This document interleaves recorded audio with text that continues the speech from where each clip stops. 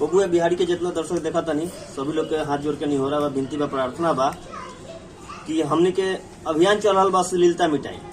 तो हमने के एक दूसरा के जैसे अभी जागरूक भइल बा सब जागरूक होके के पड़ी।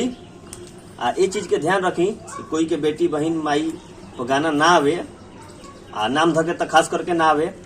जैसे अभी विवाद चल रहल बा, वही में जातिवाद फेंट देता लोग। कलाकार के कोनो जाति ना होला भैया। तो सभी लोग से निहोरा बा, जितना छोट मोट गायकार जी गावेला बानी उनका लोग से खास करके निहोरा बा कि रउरा सब कोई के बेटी बहन के ऊपर गाना मत गाई, गाना बढ़िया गाई, समाज में कुछ प्रेरणा मिले। कोई के नाम से कोई स्टार ना बनेला। अगर नाम धके कोई गड़िया के स्टार बने के रही तो पूरा भोजपुरी आज स्टार हो जाई। रउरा सब सब सोची कि भोजपुरी में ही काहे गंदगी से फैलता, जातिवाद फैलता। एगो कोनो ऐसा मैटर आवत नहीं है कि रउरा सब गाना लागत नहीं बनावे। कोनो एक्सीडेंट हो जाता, कोनो कोई भी कांड पर वो भोजपुरी में गाना नहीं की छोड़त। तो ऐसे वो से दोस्तों नो जोर के नहीं हो रहा बा कि ई सब के बचाई, भोजपुरी के हमनी के बचावे के बा, भोजपुरी के सभ्यता मान सम्मान के बचावे के बा। तो रउरा सबसे निहोरा बार बार यह रही कि एकरा के दूर रखी, जातिवाद मत फैलाई, समाज में अच्छा से अच्छा लेके आई, ताकि भोजपुरी के पहचान एगो अलग बा।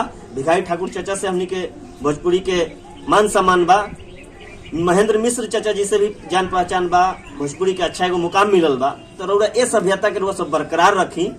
विवाद अभी चल रहा बा कोई के बेटी बहन के, तो खास कर रउरा सब कोई के बेटी बहन पर मत गाई। सभी बड़को स्टार लोग से नहीं हो रहा बा कि रउरा सब कोई के नाम धके गाना मत गाई, काहे कि बड़का के देखा देखी छोटका गलती करेला। तो गलती कोई एगो नहीं खे, सारे कलाकार भी गलती बारे।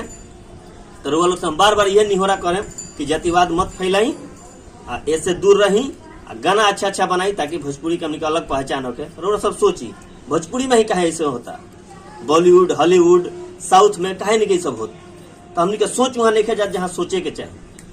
तो अपना सोच के ऊंची उड़ान दी, गंदगी मत फैलाई, विवाद से दूर रही। जय हिंद, जय भारत।